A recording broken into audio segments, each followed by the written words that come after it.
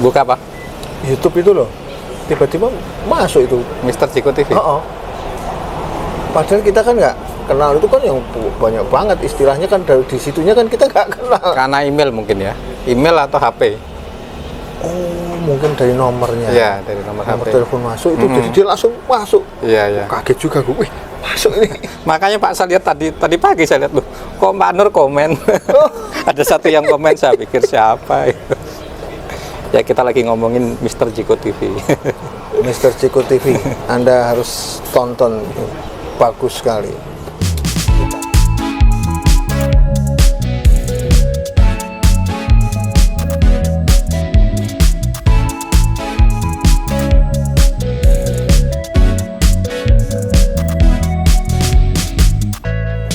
Bagus sekali.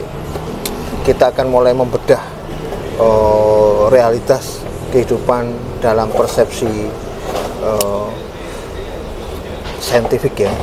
Saintifik. Tentu akan menjadi lebih menarik. Sekarang yang lagi menarik ini Pak Nur ya Pak, cuaca ya. Cuaca ekstrim. Cuaca ekstrim, panas sekali. Sampai 40 derajat. Sudah kan. Kalau 40 apa 34? 40. 40 ya. Sampai 40 derajat. Sampai 40 siang. ya. Iya. Itu kalau di mana? Eropa sana udah banyak orang bertumbangan itu. Di kita udah biasa musim panas ya. Iya, tapi memang kemarin dari hasil apa?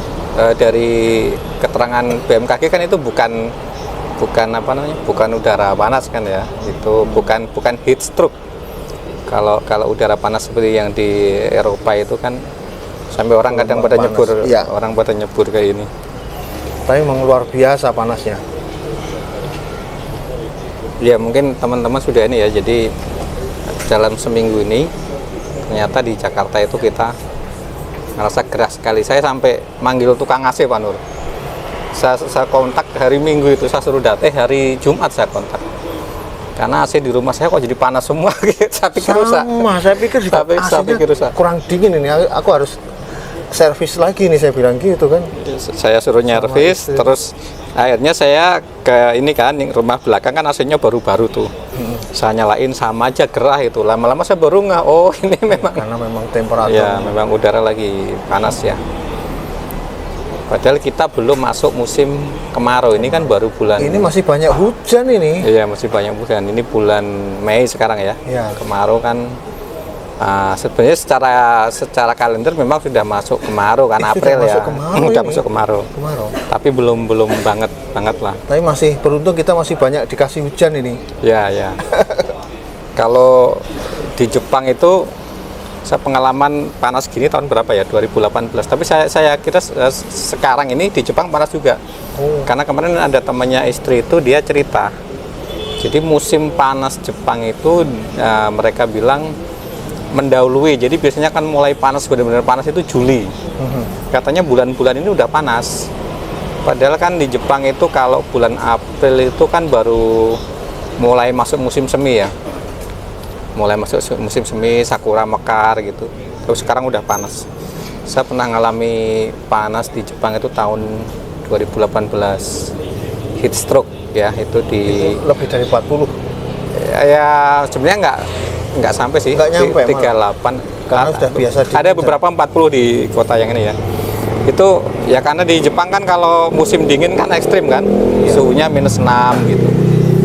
-6, ada yang -11 di Hokkaido. Nah ini pada saat itu pas musim panas memang kalau saya rasakan sebagai orang Indonesia sih nggak panas banget, tapi orang Jepang udah heboh.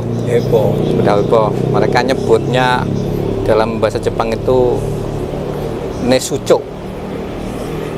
Mereka selalu bilang hati-hati ya nesucho, kamu harus banyak minum. Terus nggak boleh terlalu banyak keluar ruangan kalau nggak penting gitu. Pokoknya mereka setiap orang saya temuin komentar gitu, hati-hati nih lagi nesucho, atau kalau istilah saintifiknya ya heat stroke gitu ya. Heat stroke atau udara panas. Nah, tapi yang terjadi di Jabodetabek sekarang itu bukan udara panas menurut informasi dari BMKG ya. gitu. Kira-kira gimana Pak Nur dari pandangan sains Pak Nur? Emang ini sebenarnya biasa aja mungkin ya? Biasa saja, memang ada sedikit peningkatan ya, yang mungkin orang tadi kalau kita rasakan AC kita tiba-tiba kok terasanya kok kurang dingin, terus kemudian apa namanya, kita kalau habis mandi itu baru sebentar kok rasanya kok panas lagi, gerah lagi. Oh ternyata ini. Jadi kalau menurut saya sih dan saya kemarin punya pengalaman yang menarik. Kita apa namanya, pas lagi putar-putar gitu ya, terus tepat di bawah pepohonan yang rindang itu di daerah sekitar mana The Green itu ya, banyak pohon, dingin, drop sekali temperatur itu Di bawah pohon. di bawah pohon. Jadi memang pentingnya banyaknya apa namanya pohon-pohon itu benar-benar bisa mereduksi temperatur sangat signifikan ya. Jadi mungkin kita mulai kampanyekan apa namanya, budaya menanam ya, jangan hanya budaya memotong nih. Ya, tapi memang ini sepertinya merata karena teman saya yang di Jogja itu juga ngeluh, bahkan udah dari minggu-minggu sebelumnya saya perhatiin status Facebooknya, dia gelisah nggak bisa tidur katanya karena kepanasan pas malam.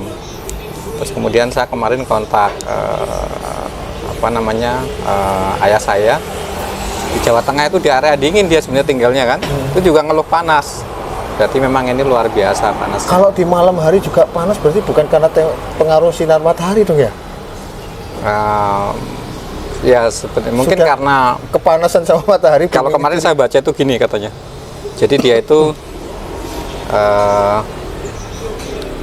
panasnya memang tarik ya, karena matahari kan sudah mulai bergeser ke utara. Nanti tanggal 22 Juni itu kan matahari pas di paling utara itu. Nah, Jepang mulai panas itu kalau di area utara ya. Mulai masuk musim panas. Nah, ini sekarang memang matahari sedang bergerak ke utara karena bulan Mei kan. Nah, terus kemudian nanti di Indonesia kan efeknya musim kemarau ya.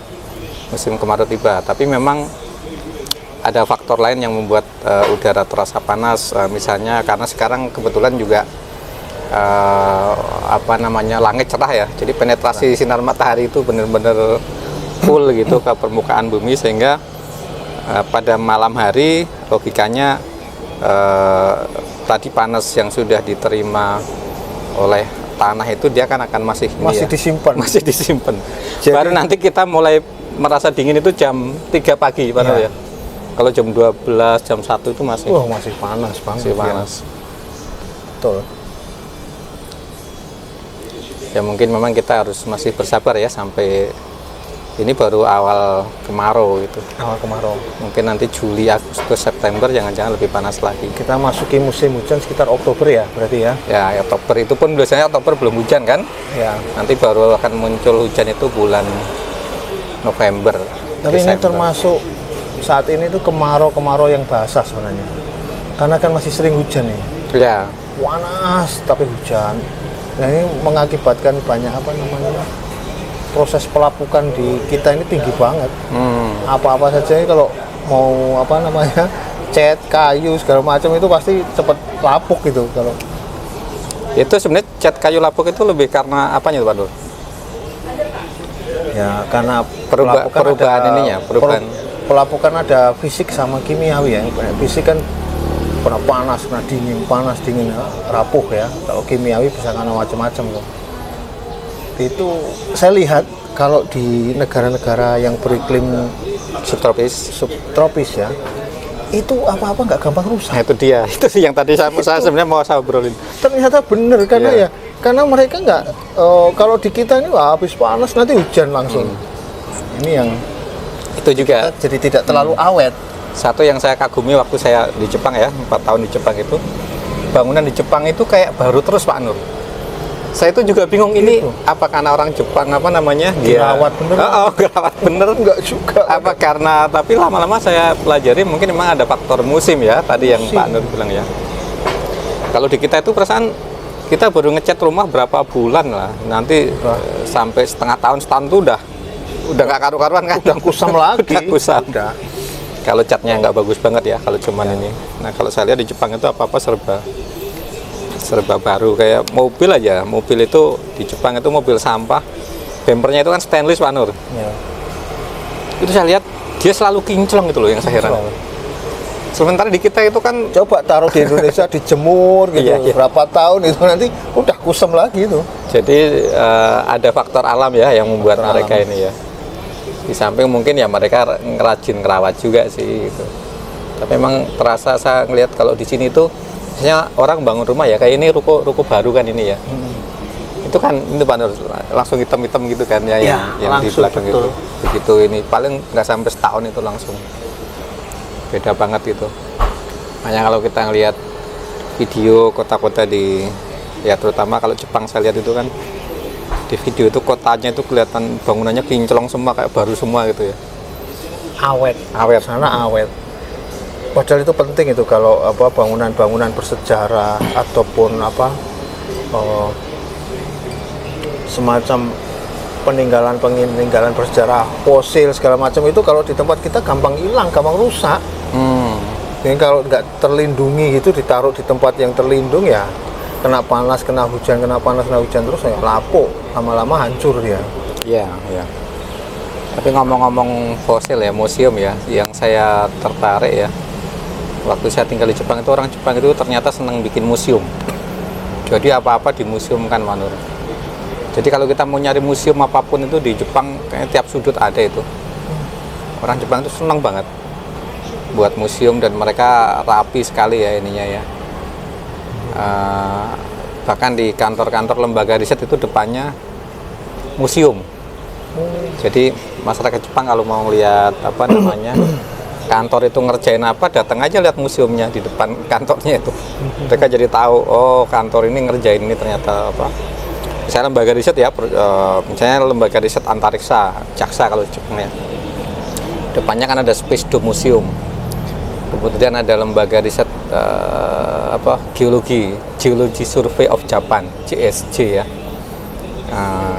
Itu juga depannya ada museum geologi, keren banget Pak Nur. Nanti mungkin kapan-kapan kalau ini kita ke sana ya. Itu koleksi geologi Jepang, ini semua dipamerkan di situ termasuk konsep-konsep geologi Pak Nur. Semua ada di situ ini. Jadi anak-anak kecil itu kalau ngeliat di situ mereka belajar itu ya. Terus waktu itu saya sempat bawa itu ada apa poster yang jelasin zaman apa geologi itu Pak Nur. Ya. Terus kemudian ada batu-batu apa namanya contoh batu-batu ini dari zaman apa gitu. Anak-anak saya sempat pas di Jepang itu tertarik dia pengen jadi geologis gara-gara itu.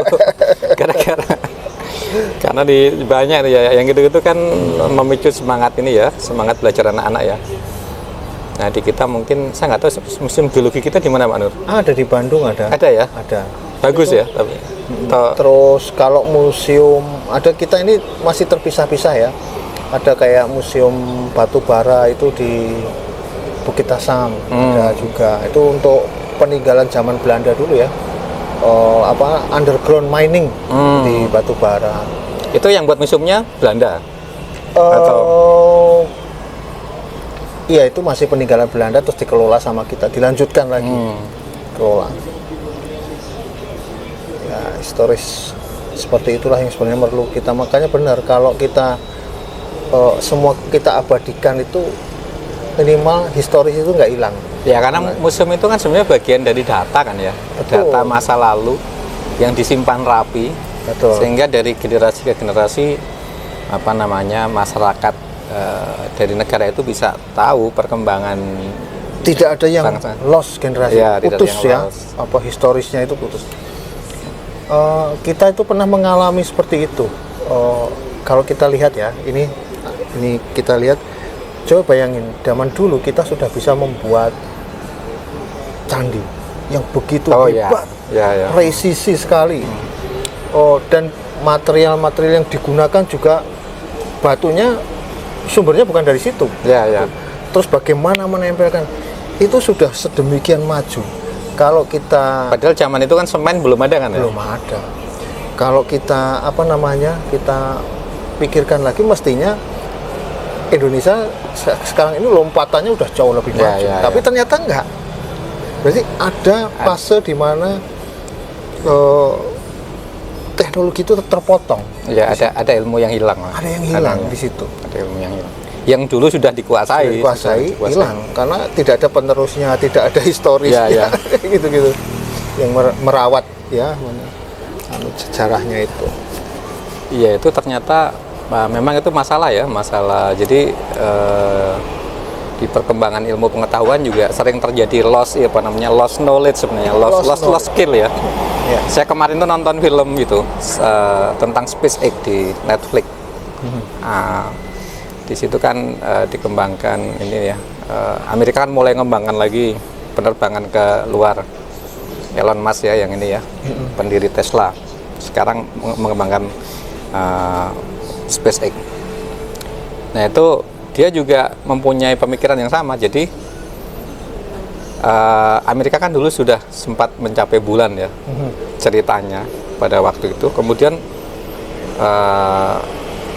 berpuluh-puluh tahun kemudian nggak ada kemajuan kan, stuck, bahkan sempat meluncurkan Challenger ya tahun berapa tuh, 80-an tuh pesawatnya meledak, belum nyampe udah meledak. Nah itu si Elon Musk itu dia menganggap bahwa itu adalah semacam lost knowledge, kerugian Amerika yang sangat besar. Jadi dari dulu Amerika yang pada saat itu sudah mencapai teknologi yang tinggi di bidang roket ya, kemudian setelah itu mereka tergagap-gagap, nggak mampu. Itu yang mendasari dia semangat mendirikan SpaceX itu. Sampai kemudian kalau kita lihat di filmnya itu kan dia bikin roket sampai setahun gitu kan, itu diterbangkan 2-3 kali meledak terus kan. Tapi itu dia nggak patah semangat, dia tetap dia nggak menyerah. Sampai ada engineer yang dari Jerman itu dia pada saat yang ketiga gagal kan dia udah ini kayaknya kan dana juga udah habis gitu ya. Tapi si Elon Musk pas ketemu malah bagus ini, lanjutkan, kita mulai menemukan meskipun gagal tapi kan ada ini kan, ada pelajaran yang bisa dipetik kan. Jadi akhirnya sekarang SpaceX sudah bisa beberapa kali mengirim astronot sampai ke International Space Station ya, ISS, di luar angkasa. Nah di situ menandakan betapa gigihnya ya bangsa Amerika untuk mengejar kembali ketertinggalannya. Dan ya tapi ini sekedar ilustrasi bahwa ternyata lost knowledge itu tidak hanya dialami Indonesia ya, yang tadi negara lain juga mengalami, tapi mereka gigih untuk mengejar ketertinggalannya gitu. Itu yang menarik dari pelajaran itu.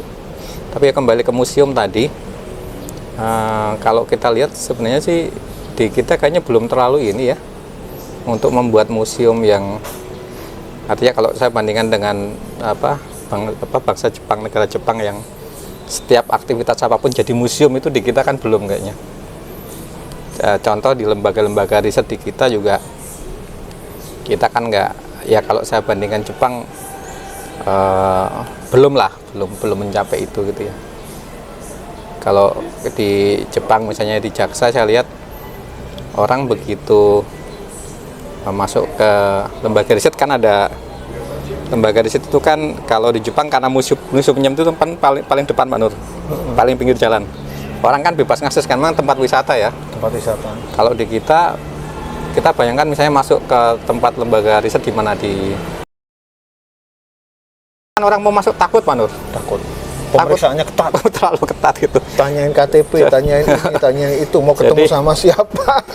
Jadi rakyat kita itu mau ngelihat lembaga risetnya udah capaiannya itu juga nggak bisa gitu. Artinya kita lebih terbuka berarti ya? Ya itu tadi, kalau saya bayangin seperti apa yang dilakukan Jepang, harusnya di depan lembaga riset itu ada museum yang memang dijadikan tempat wisata terbuka dengan parkir yang luas gitu, parkir yang luas, terus orang wisata itu bisa keluar masuk dengan bebas lah, jadi public area. Ya.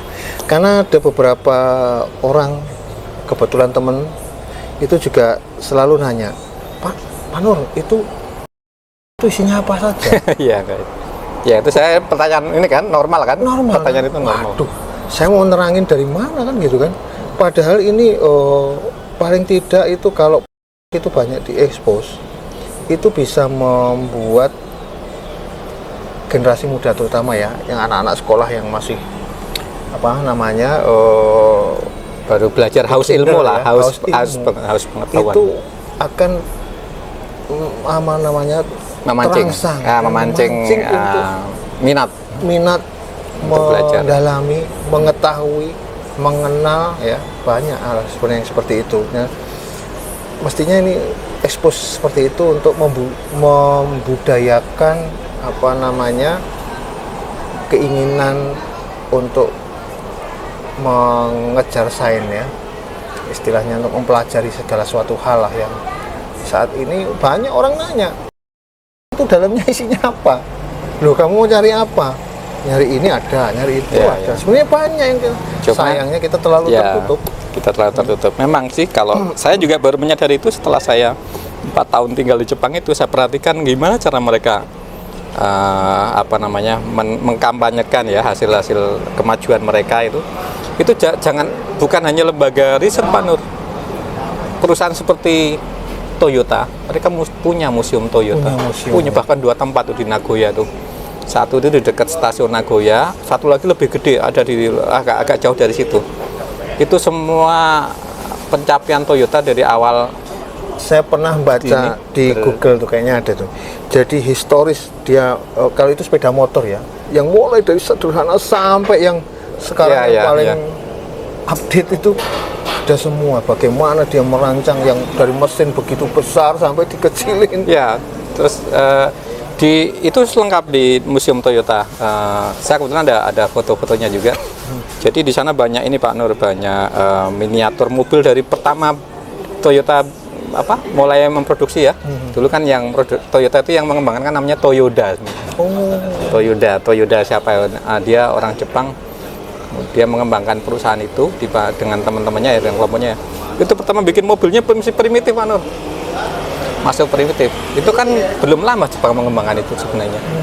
Kira-kira tahun 50-an lah mungkin ya. Karena kita ingat dulu zaman awal-awal Orde Baru kan, mobil Kijang itu baru pertama ditawarkan di Indonesia kan. Dulu kita ingat Pak Harto tuh ngeliat Toyota mulai nawarkan mobil Kijang, bentuknya masih kotak banget. Masih kotak. Dan masih dan waktu itu saya ada Pak D saya itu, dia juga mensupport jok Toyota. Itu bikinnya pakai sabut kelapa Pak Nur.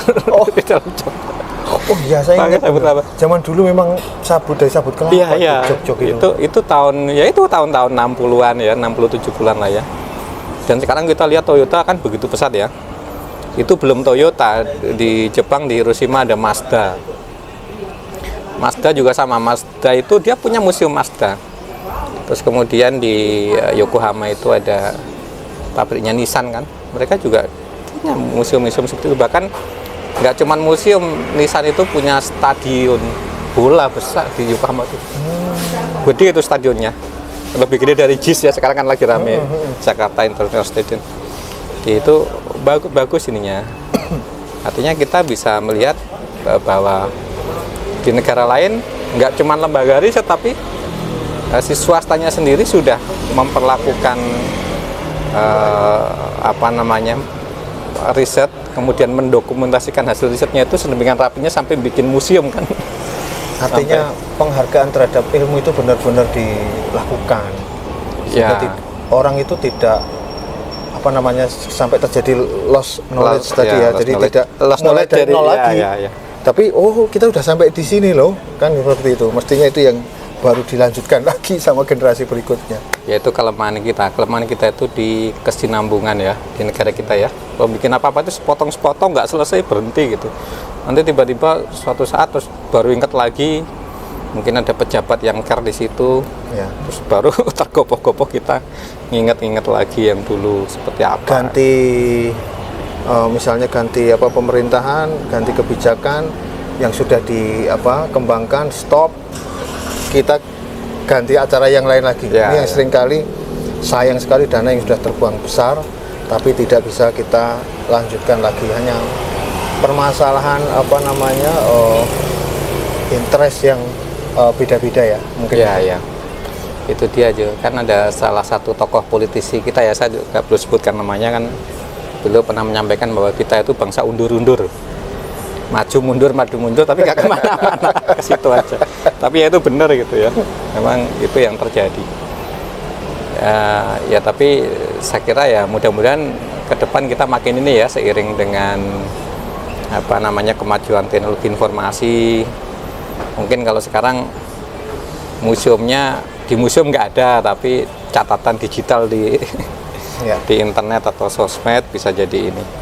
Meskipun ya menurut saya sih apa namanya semangat bangsa-bangsa lain maju ya, yang saya amati sedemikian rupa mereka memanage ilmu pengetahuan sampai kemudian supaya info itu bisa apa namanya diterima informasinya oleh generasi selanjutnya dengan mudah, dengan cara banyak membuat museum. Itu ada benernya sih kalau kita contoh ya, mungkin kita bisa ini, mudah-mudahan apa namanya nanti